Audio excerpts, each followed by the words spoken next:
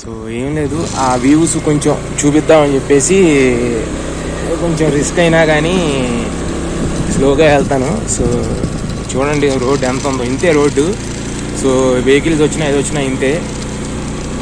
Two side వస్తే కొంచెం స్లోగా చూసుకుని వెళ్ళాలి.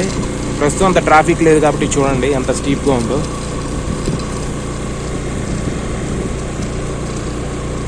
అంత పొగ మంచిది, అంతా లోయ మీకు ఎదురు కనపడుతుందంతా. సో ఇక్కడ కూడా కాఫీ, మీకు ఇక్కడ ఎక్కువ సగం కాఫీ షాపులే ఉంటాయి. సో మనం హిల్ ఎక్కాలన్నమాట, మళ్ళీ దిగిపోతాం, ఇంకా హైట్ వెళ్తున్నాం. యాక్చువల్గా ఇప్పుడు 1100 మీటర్లు చెప్పాం కదా, ఈ రోడ్ వెళ్ళి కనెక్ట్ అయ్యేది ఇంకా ఈజీగా 200-300 మీటర్స్ హై ఉంటుంది ఇంకా. సో ఎందుకంటే మనం ఇప్పుడు కింద నుండి పైకి వస్తున్నాం ఎలివేషను. సో ఇదే చియాంగ్ మాయ్ బ్యూటీనెస్ ఏంటంటే, ఎందుకు ఇంత అందరూ చియాంగ్ మాయ్ అంటారంటే, సో ఇదిగోండి వెహికల్స్ చూడండి. చాలామంది తెల్లవాళ్ళకి ఇలా వాళ్ళు ఇష్టపడతారు ఎక్కువ, ఎందుకంటే వాళ్ళు కోల్డ్ క్లైమేట్స్ ఏరియాస్ నుండి వస్తారు కాబట్టి, కంట్రీస్ నుండి. సో ఇక్కడ కూడా ఇలా ఉండటం బట్టి ఇలా వచ్చి ఫొటోస్ దిగుతా.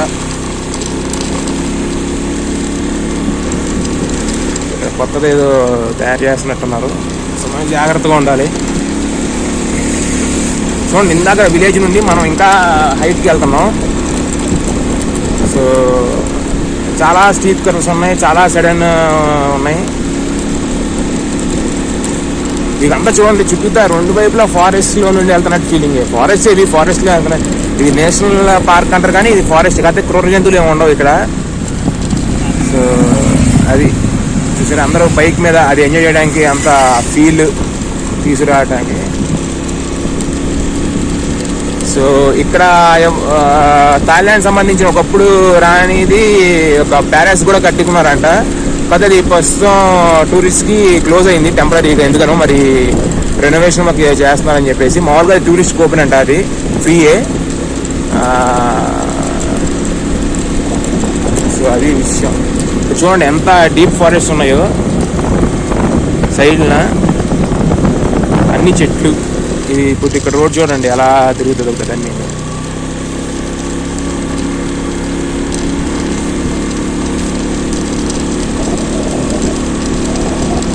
ఇది అసలు నేచర్ని ఎంజాయ్ చేయడం అంటే మామూలుగా చూడండి. ఇండియాలో కూడా ఉన్నాయి ఇలాంటి స్పాట్లు. ఖాళీగా రోడ్డు, రెండు వైపుల నుండి వెహికల్స్ వచ్చి చాలా స్లోగా చూసుకుని వెళ్ళాలి. అంత డిస్టర్బెన్స్ లేకుండా, ఎక్కువ ట్రాఫిక్ లేకుండా. ఇది మీరు ఫారెస్ట్ మేబీ అరకులో కూడా ఇలాగే ఉండొచ్చు, నేను ఎప్పుడు వెళ్ళలేదు. అరకు చూసిన వాళ్ళకి ఇది పెద్ద అనిపించకపోవచ్చు, బట్ కానీ దేని స్పెషాలిటీ దాందే. సో చూడండి, డోయిపోయి క్యాంప్ సైట్, రేంజర్ స్టేషన్ అని చెప్పేసి ఇక్కడ బోర్డు కూడా ఉంది. వ్యూ పాయింట్కి వెళ్దాం అనుకున్నా కానీ ఇప్పుడు క్లైమేట్ ఇలా ఉండటం వల్ల మీకు వ్యూ పాయింట్ అంతా ఏంటి మళ్ళీ మంచిగా కనబడుద్ది. సో మళ్ళీ అక్కడికి వెళ్ళి సూర్యుడు వచ్చేదాకా ఇప్పుడు సూర్యుడు వస్తా నమ్మకం కూడా లేదు. సో చూడండి ఎంత స్టీప్గా ఉన్నాయో. అది రేంజర్ స్టేషన్ అన్నమాట, ఈ dobby forest ranger station. So ఇలా వీళ్ళు కొండల మీద ఇలా వేసి మెయింటైన్ చేస్తున్నందుకు నిజంగా వీళ్ళని అప్రిషియేట్ చేయాలి, అభినందించాలి. చాలా బాగా ఉంది. ఇప్పుడు అక్కడ 20 కూడా మీరు 20 బాటిల్ కట్టాం కదంటే ఇక ఏం లేదు. ఇక్కడ ఏంటంటే వాళ్ళని విజిట్ చేస్తున్నాం, వాళ్ళని ఉంటుంది ఇక్కడ ఎక్కడైనా ఉంటుంది. ఇక్కడ ఒక థాయిలాండే కదా, ప్రపంచంలో ఎక్కడికి వెళ్ళినప్పుడు ఆ ట్రైబల్కి పీపుల్కి సపోర్ట్గా వాళ్ళు తయారు చేసే ప్రోడక్ట్స్, ఉత్పత్తులు కానీ కొనుక్కునే వాళ్ళు కొనుక్కోవచ్చు. మన దగ్గర కూడా అరకులో ఇప్పుడు వాళ్ళు గిరిజన్ హనీ అని, గిరిజన్ టీ అని, గిరిజన్ కాఫీ అని అమ్ముతూ ఉంటారు తయారు చేసి. సో చాలా ఫేమస్ వరల్డ్ వైడ్. సో అలాగే వీళ్ళు కూడా ఇలా లోకల్గా చేస్తున్నారు. సో సపోర్ట్ చేసేవాళ్ళు చేయొచ్చు. మనం ఇప్పుడు ఏమైనా కొందామా అంటే అది లేదు. ఇదిగోండి ఇక్కడ మీకు డైరెక్షన్స్ ఉన్నాయి. ఇదిగోండి డోయి సుతేప్ రేంజర్ స్టేషన్ ఇది. మనం డోయిపోయి హోమ్ విలేజ్కి వెళ్ళి వచ్చాం. క్యాంప్ సైట్కి ఒకటి వెళ్ళాలి. అక్కడ చూడండి, మీకు ఒకటి చూపిస్తాను. ఈ కొండల మధ్యలో ఒక స్కూల్ కూడా ఉందంట. ఆ స్కూల్ పేరు చూడండి, శ్రీ నెహ్రూ స్కూల్. కనబడుతుందా? Shri Nehru school 8 kilometres. So అవి డైరెక్షన్స్. సో మనకి ఇక్కడ ఇలా వెళ్ళిపోవచ్చు. ఇదిగోండి, ఇక్కడ మీకు రాగానే ఈ వెల్కమ్ అని చెప్తుంది. డోయిపుయ్ విలేజ్, హెచ్మాంగ్ సీల్ ట్రైబ్ మ్యూజియం అని చెప్పేసి, డోయిపుయ్ చాంగ్ మై థాయిలాండ్ అని చెప్పేసి అన్న వెల్కమ్ బోర్డు. సో మీకు ఇది చూపించినా మళ్ళీ రిపీట్ అవుద్ది. సో నేను ఇక్కడతో ఆపేసి వీడియో, ఎందుకంటే మళ్ళీ మిగతా వాళ్ళకి ఇబ్బంది కాకూడదు మనం స్లోగా వెళ్తాంటే అని చెప్పేసి ఆపేసి, సో నెక్స్ట్ స్పాట్కి కంటిన్యూ అవుతాం. డబల్ రోడ్లోకి వచ్చాము. జస్ట్ ఇప్పుడు ఇందాకడ బూబింగ్ ప్యాలెస్ అని చెప్పేసి అఫీషియల్ రాయల్ అనమాట, హౌస్ హోల్డ్ ఆఫ్ రాయల్ అని చెప్పేసి ఉంది. అదేదో లోపల రెనోవేషన్ వర్క్ కోసం సంథింగ్ 24th మార్చ్ నుండి క్లోజ్ చేశారంట. సో ఇక్కడ చూడండి, మీకు అసలు ఏమన్నా కనబడుతుందా? ఇప్పుడు దాకా ఒక 4 కిలోమీటర్లు డౌనే కదా అని చెప్పేసి ఇంజిన్ ఆఫ్ చేసి వచ్చాను. అదేదో సినిమాలో ఇది రన్ రాజా రన్న ఎక్స్ప్రెస్ రాజానా సినిమాలో సప్తగిరి అంటాడు, డౌనే కదన్నా ఆపేసాను అని చెప్పాడు సార్. సో ఇదిగో మళ్ళీ చూద్దాం, డౌనే కదా ఇంజిన్ ఆఫ్ చేసి చూద్దాం వెళ్తుందో లేదో. ఆగిపోమ్మా పద. ఇది ఇంకా కొంచెం స్మూత్గా రికార్డ్ చేసుకోవచ్చు. ఇదొక ఎక్స్పీరియన్స్. సో ఇందాకక్కడ ఎలా మారిపోయింది క్లైమేట్. సో ఇప్పుడు చూడండి, చుట్టూతా ఫారెస్ట్. ఇప్పుడంతా డౌన్ హిల్ దిగుతున్నాం. అదిగోండి కార్స్ అన్నీ. కరుస్తూ చాలా స్టీప్గా ఉన్నాయి. వీళ్ళు చూడండి, వీళ్ళ దుంపలు తేగా. ఇంకా కూర్చోరా ఇక నువ్వు ఏం తీపించుకుంటున్నారే పోజులు తగలయ్యా. రోడ్డు మీద కూర్చునేది. ఓ పక్కన వెహికల్ స్పీడ్గా వస్తున్నాయి. ఇక్కడ ఏదో హెలిప్యాడ్ కూడా ఉందండి, అది చూసారా? ఇది హెలిప్యాడ్, కొండ మీద హెలిప్యాడ్. చూడండి అసలు మొత్తం పొగ మంచు ఎలా ఉందో.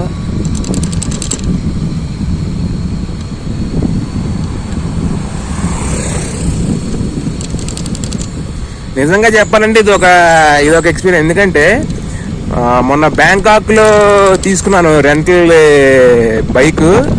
3 days తీసుకున్నాను రెంట్. 675 కిలోమీటర్లు తిరిగా. అదొక 1050 వాట్లు ప్లస్ దానిలో గ్యాస్ పెట్రోల్ వచ్చేసి ఒక 600 బాటిల్ దాకా వచ్చింది. ఎందుకంటే 5 సార్లు ఫుల్ ట్యాంక్ కుడితాగినట్టు తాగింది. గేదె కుడితాగినట్టు తాగింది. అది ఉండగే 150cc అనుకుంటుంది.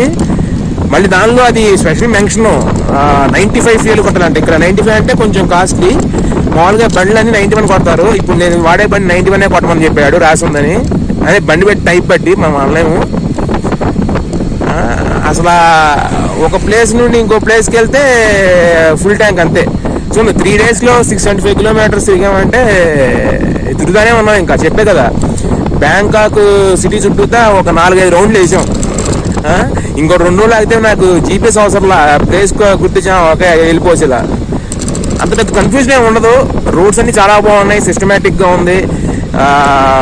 ఎటువంటి డిస్టర్బెన్స్ లేదు. పొల్యూషన్ మనకు కనపడకుండా ఉంటుంది, కానీ నేను చెప్పేది వెహికల్స్ కూడా వచ్చే పొల్యూషన్ లేదు. ఎవరైనా ముందోడు తప్పించి హార్న్ వాడు కొట్టడు. సో చాలా బాగుంది. వీళ్ళు వెస్టర్నైజ్ అయిపోయారు ట్రాఫిక్ దానిలో కూడా. మన అంతకుముందు ఎలా ఉండదే కానీ చూడండి ఎలా దిగుతుందో స్టీప్గా. కొంచెం జాగ్రత్తగా వెళ్ళాలి. అసలే మనం ఇంజిన్ ఆఫ్ చేసి వెళ్తున్నాం. చుట్టూతా ఫారెస్ట్. ఇది తెల్లవారుజామున ఉందా కదా? కాదు, టైం 10:30 అయింది. మీకు ఎర్లీ మార్నింగ్ 5:30 or 6 అవుతున్నట్టు అనిపిస్తూ ఉంటుంది, కానీ ఇప్పుడు ఎర్లీ మార్నింగ్ 10 అయింది.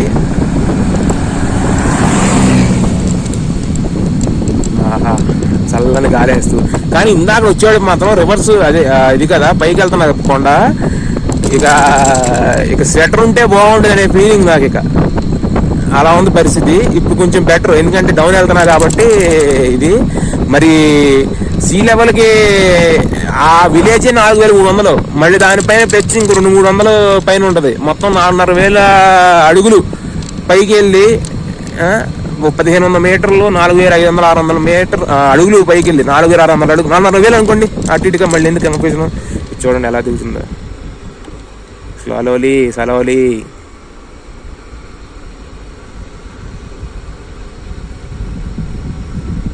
కానీ ఇది ఒక మంచి ఎక్స్పీరియన్స్. నిన్నంతా స్తూపాలు, బుద్ధిస్ట్ ఆర్కియాలజీ సైట్స్ నుండి ఒక సడన్ షిఫ్ట్ అనమాట. మళ్ళీ ఇప్పుడు మళ్ళీ దానికి వెళ్తాము, ఎందుకంటే దారిలో ఒక టెంపుల్ ఉందంట బాగా ఫేమస్. ఇది అది కూడా హిల్ మీద ఉంటుంది, కానీ మరీ ఇది ఎంత హైట్ మీద ఉందో అది కూడా దారిలో ఉంటుంది. ఇది 25 కిలోమీటర్స్ అయితే అది ఒక 12 కిలోమీటర్స్ అనుకుంటా చియాంగ్ మాయ్ సిటీ నుండి. సో చియాంగ్ మాయ్ వచ్చిన ప్రతి ఒక్కళ్ళు చేస్తారు, ఎందుకంటే చాలా మంది ఇండియన్స్ ఇక్కడ ఎవరు నాకు ఇండియన్స్ ఎక్కడ కనపడలే. ఎందుకంటే ఇండియన్స్ నాకు తెలిసి రారు ఎక్కువ, అంటే మన దేశీ పీపుల్ ఇండియన్స్ ఎక్కువ రారు. ఎందుకు ప్రిఫర్ చేయరు? ఎందుకంటే మీకు 12 to 15 అవర్స్ పట్టుద్ది టైము. 12 అవర్స్ అయితే ఎక్కువ కదే, అరౌండ్ 15 అవర్స్ పట్టుద్ది ట్రావెల్ టైము. సో ఈ ఒక్క ఊరు చుట్టడానికి ఇంత, అంటే పైన ఇంకా ఉన్నాయి చియాంగ్ రాయ్ అని, అవన్నీ చిన్న చిన్న ఊళ్ళు. ఈ నార్త్లో ఇదే పెద్ద ఊరు. సిటీ మాత్రం డిఫరెంట్ ఫీల్ ఉంది నిజంగా. హైప్ అన్నారు, కానీ హైప్ ఇంకా నేను మొత్తం చూడలేదు. హైప్ ఈజ్ రియల్ అని అనుకోవచ్చు, బట్ ఇంకా అన్నీ ఎక్స్ప్లోర్ చేసి నిజంగా టెంపుల్స్ అంతా ఫేమస్ ఎందుకు, ఈ మిగతా టెంపుల్స్కి వీటికి తేడా ఏంటనేది నేను ముందు వీడియోల్లో చూసి నా ఒపీనియన్ చెప్తాను. నేను చూడాలి కదా, నేను ఫస్ట్ ఆఫ్ ఆల్ నేను ఎక్స్పీరియన్స్ అయ్యేది. కనీసం ఇది చూడండి, ఇది ఎంత బాగుందంటే మేబీ ఎండ్ వస్తే అంత ఫీల్ ఉండదేమో. ఇది చాలా బాగుంది ఈ ఫీల్. మంచి నేనేంటంటే దీన్ని మధ్యాహ్నం పెట్టుకోకుండా ఎర్లీ మార్నింగ్, నాకేంటంటే నేనంతా చూసి అసలు ఆల్మోస్ట్ 2 days నుండి ఈ ఆర్కియాలజీ సైట్స్ పొద్దున కూడా ఎర్లీ మార్నింగ్ దిగంగానే మళ్ళీ మీకు టెంపుల్స్ అవన్నీ పాతవి, ఒక రకంగా అవి పాత టెంపుల్స్ ఆర్కియాలజీ సైట్స్ అన్నట్టుగానే. సో నాకు కొంచెం చేంజ్ ఓవర్ కావాలని చెప్పేసి ఇలా వచ్చాను. నిజంగా హిల్ ఏరియాస్ అన్ని ఇటైపే ఉన్నాయి. సో థాయిలాండ్లో ఎక్కువ హైట్ ఉన్న, ఎక్కువ హైయెస్ట్ పీక్ ఇటైపే ఉన్నాయి, చియాంగ్ మాయ్ సైడే ఉన్నాయి. సో ఇక్కడ నుండి నాకు తెలిసి మయన్మార్ దగ్గర ఒక 2-3 అవర్స్ అనుకుంటా నాకు తెలిసి, మేబీ అంతకంటే తక్కువే ఉండొచ్చు. సో అది నిజంగా ఇది మన లిస్ట్లో లేదు. ఫస్ట్ ఆఫ్ ఆల్ అది నేను ఇది అసలు లేదు. ఇక్కడ రాగానే అక్కడ నేను ఏం చేశానంటే, పొద్దున మీకు చూపించా కదా ట్రావెల్ ఇన్ఫర్మేషన్, దానిలో చూసాం కదా, దానిలో చూపించినప్పుడు ఇది కూడా ఉంది, డోయిపీ విలేజ్ మస్ట్ విజిట్ అని చెప్పేసి. అంత హైప్ కాకపోయినా అదొక ఎక్స్పీరియన్స్. ఇప్పుడు ఏంటంటే అక్కడికి వెళ్ళి మనం చూసాము అదొకటి, కానీ సో ఇక్కడికి వచ్చి ఈ డ్రైవ్ని చూసారా. నేను ఈ డ్రైవ్ని ఎక్కడికి వెళ్ళినా కానీ థాయిలాండ్లో ఒక ప్లేస్కి వెళ్తున్నాం అంటే ఆ డ్రైవ్ని, ఆ ప్లేస్ ఎంతైతే ఎంజాయ్ చేస్తామో ఆ ప్లేస్కి వెళ్ళే ఆ రోడ్డుని కూడా అంత ఎంజాయ్ చేస్తున్నా. ఎందుకంటే నేను ఈవెన్ కోయి సముయి కానీ, ఫుకెట్ అంత హిల్ ఏరియా కాదు కాబట్టి అంత లేదు, కానీ కోయి సముయి హిల్ ఏరియా అది చాలా బాగుంది. సూరత్ అని దగ్గర హత్యాయిలో కూడా అంతే, హత్యాయిలో హిల్ స్టేషన్కి వెళ్ళాము, అది అలా మంచి ఫీల్ వచ్చింది. ఇక్కడైనా చూడండి, జస్ట్ వర్షం పడి మొత్తం మీరు ఫారెస్ట్లో వెళ్తున్నట్టు ఎంత ఫీలింగ్ అంటే ఇది. అందులోనూ నేను పైనుండి ఒక 7-8 కిలోమీటర్లు వచ్చి ఉంటాను ఇప్పటికి, ఇంజిన్ ఆఫ్ చేసి వచ్చేస్తున్నా. ఇంజిన్ బండి అంతా డౌన్ కదా, ఇక ఇంజిన్ ఆఫ్ చేసి వెళ్తున్నా ఊరిని. ఎందుకంటే అసలు ఈ ఫీలింగ్ ఎలా ఉంటుందో చూడను అని చెప్పేసి. ఇప్పుడు దాకా నేను థాయిలాండ్లో తీసుకున్న బండిలో ఇదే తొక్కలో బండి లాగా ఉంది. ఇదేంటంటే బ్రేకులు కొంచెం లూజ్గా ఉన్నాయి, గట్టిగా వేస్తే కానీ పడతలా. అది ఇప్పుడు దాకా చూసారా, అక్కడంతా తడిగా ఉంది రోడ్డు, మళ్ళీ ఇకంతా పొడిగి వచ్చేసింది, అంటే కిందకు వచ్చేసామని ఆల్మోస్ట్. మరి అంటే మరీ కిందకు కాదు. సో ఇక్కడ మళ్ళీ ఇక్కడ ఏదో టెంపుల్ ఉందన్నారు, అది చాలా ఫేమస్ అంట. అది ఏంటనే దాని పేరు కూడా కొంచెం పడటానికి నాకు కొంచెం కష్టం అవుతుంది తెలుసుకుని అసలు ఏంటి అంటే టైమింగ్స్ ఏంటి అని. కొన్ని 5కి తెరుస్తున్నారు మనలాగా, కొన్ని ఏమో 9 అయితే కానీ తెరవట్లేదు. మేబీ అది టూరిస్ట్ ఫ్లో బట్టిదే, టూరిస్ట్ అనకూడదు, మేబీ డివోటీస్ బట్టే, అయితే వాళ్ళకి వచ్చే జనాల బట్టే అని తెలియదు మనకి.